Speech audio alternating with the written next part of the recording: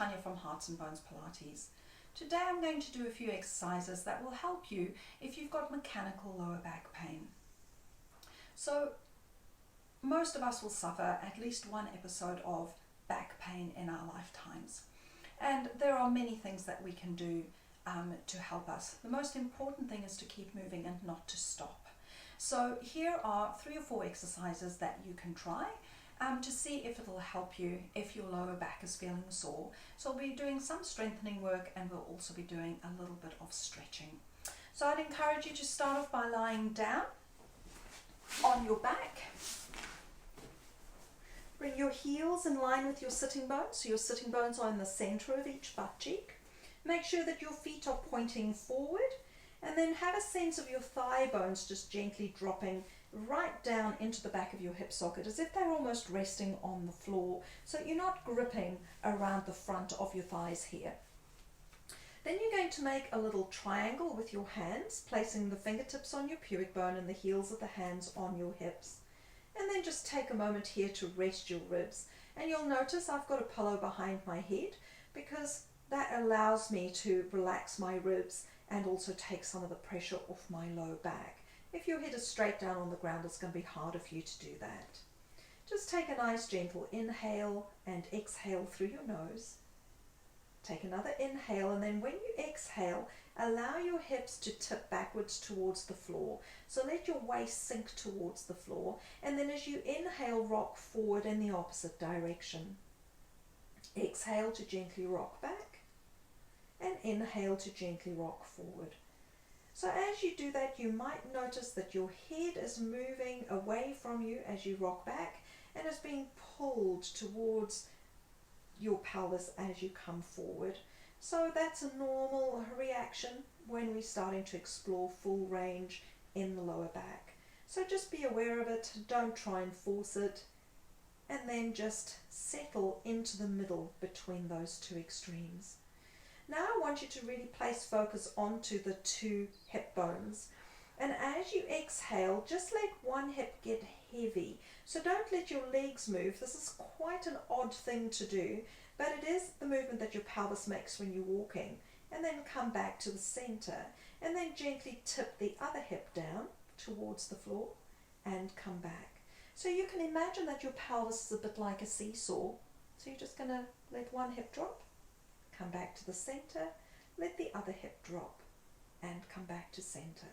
So you might find that you feel a bit more restricted on one side than the other. Our 2 pelvic halves work in isolation, so one will probably always be a little bit looser than the other, but this will just help to bring a little bit more balance between the 2 halves. If there's any pain, I would suggest that you just reduce the amount of movement that you're doing. If the pain stays after 3 repetitions of a movement, then I'd like you to stop, but give it at least 3 repetitions before you decide to stop moving. I'd rather just reduce the movement than stop altogether at this stage. So hopefully now you can feel your pelvis is lying nice and level. You've got equal weight between the 2 hips and the back of the pubic bone there. So into your sacrum, the very, very bottom part of your spine. So now what I'd like you to do is to take your pillow away, because we're going to work on strengthening some muscles in your hips. And again, this is the sort of 3 repetition rule of thumb. You're going to press your hands down. Now this is often a little bit hard to understand, but I don't want you to go into that backwards tilt just yet, okay? I want you to really use your hips, because we need to have nice strong hips in order to support the lower spine. So think of sending your knees forward towards the wall in front of you, and just let your hips elevate you up. So you'll feel your sitting bones moving together, and you'll feel your butt muscles gently contracting, but I don't want you to tuck at this stage. And then just release and come straight down.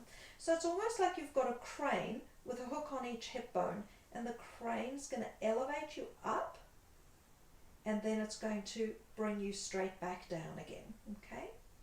So you're going to use a nice exhale through your nose as you come up, and an inhale as you come down. We'll do 2 more. Exhale, reaching the knees forward to come up. Inhale, releasing to come down. So work nice and slowly, controlling the movement as you come up, and then as you come down, slowly releasing and relaxing. Good. So now we're going to shift the pelvis from side to side. So again, this is a very small movement. For those of you who are familiar with an old-fashioned typewriter, we call these the typewriter shift. So you just want to move a little bit from one side to the other. You might even find the image of a bowl of water quite helpful here. Imagine that you're moving your bowl of water on a bench top and it's just a little way from side to side without spilling a drop. So let's give that a go. So you're going to lift up in the same way that you did before, and now just slide your hips off to one side just a little bit until you can feel those muscles on your hip engaging. Come back to the center, slide the other way, and you'll feel these guys tightening up, and then come back to the center. Try one more time in each direction. Slide sideways, come back to the center, slide sideways, come back to the center, and then slowly release and come down. When you go up this time, just check in on your ribs before you start the slide. Sometimes we get really over enthusiastic and we hyperextend and flare the ribs. Just let the ribs drop so that you've got a straight line from your shoulders all the way to your knees. And then once you're up there, you're going to slide to one side, come back to the center, slide to the other side, come back to the center, slide over to the first side, come back to center, slide over to the second side, back to center, and then come down. So that's sort of a stylized version of what happens when you're walking, because when you walk, your pelvis gently shifts from side to side. What we don't want to do is twist and drop that hip or swing the pelvis excessively when we're busy walking. Now we're just going to put our pillow back to help us so that we're sure that we can actually engage our abdominals all the way around, and we're just going to lift and lower one leg. So again, I want you to be aware of where your pelvis is. You might even want to put your hands here to start, and I'd suggest that you very lightly put them on top, so you're almost not even touching the fabric, so that if your hip drops, you can feel it moving away from your hand. So you want to use your exhalation breath, and that's what's going to hug the abdominals in around the bones of your pelvis and lower back. And you're going to put all your weight on one foot so that the other leg can just float up and come down. So as you exhale, push the opposite foot down, keep your pelvis where it is, and lift the leg, and then come down. So exhale, so you'll feel the water level in your bowl, pelvic bowl dropping. Put all your weight on one leg, and I'd encourage you to flex your foot because it will actually make the back of the leg work a little bit, and then inhale to come down. And let's just try that on the other side again. Coming up, and inhale to come down. One more time each side. Exhale, stand on one leg so the other leg can float. Inhale to come down. Exhale, stand and float on the other side, and then come down. Beautiful. Good. So now I'm going to get you to come and lie on your side, and we're just going to work on rotating the ribs.